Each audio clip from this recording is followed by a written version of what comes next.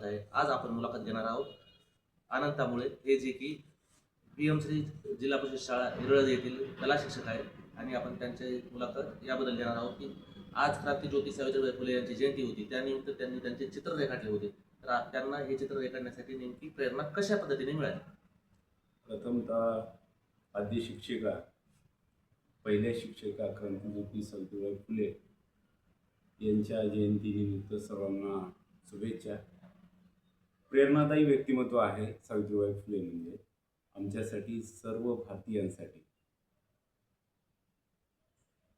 आमच्यासाठी आनंदोत्सव आहे, कारण ज्या व्यवस्थेतून त्यांनी स्त्री शिक्षणासाठी विशेषतः पुढाकार घेतला, असं व्यक्तिमत्व आम्हाला खरंच प्रेरणादायीच असणार आहे।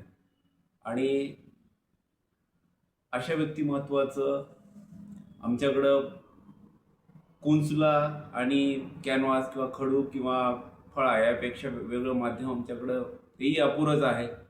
त्या माध्यमातून त्यांचे विचार किंवा त्यांना त्यांच्या प्रति कृतज्ञता व्यक्त करण्यासाठी हे माध्यम मी वापरलं। आणि खरंच सावित्रीमाईचे खूप आमच्यावर उपकार आहेत, ज्यांनी आम्हाला शिक्षणाचे दारे उघडे करून दिले आणि आज स्त्री शिक्षणाचा पाया रोवला त्यांनी। त्यांच्या प्रती एक माझ्या डोळ्यासमोर चित्र उभं राहिलं। आणि काल विशेष म्हणजे बालिका दिवस पण होता।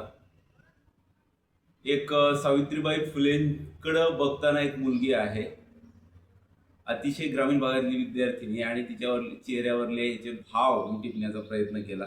ती कृतज्ञतायुक्त शब्दांनी बोलते, माय सावित्री, तू आमच्या माथ्यावर कोरलेली चिरी अजन्म राहो, या प्रकारचं टायटलचं चित्र मी काढलं आणि खूप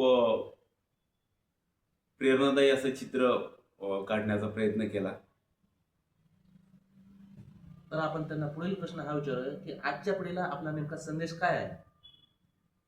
सावित्रीबाई फुले नेहमीच आमच्यासाठी, सगळ्या मायमौलींसाठी प्रेरणादायी व्यक्तिमत्व आहे। आणि मी वापरलेले शब्द, तू आमच्या माथ्यावरली कोरलेली चिरी अजन्म राहो, अशीच राहो। आमच्या चेहऱ्यावर जे हास्य आहे, आमच्या महिलांचे आमच्यावर जो आनंद आहे, तो केवळ तुझीच देण आहे। तुझ्याच कर्तृत्वामुळे आम्ही आज आनंदित आहोत, समाधानी आहोत। असं अनंत अजन्म राहो हे सांगण्याचा प्रयत्न मी खडू या माध्यमातून, फळा आणि खडू या माध्यमातून प्रयत्न केला। हे होते कला शिक्षक पीएमश्री जिल्हा परिषद शाळा इरळज येथील। धन्यवाद।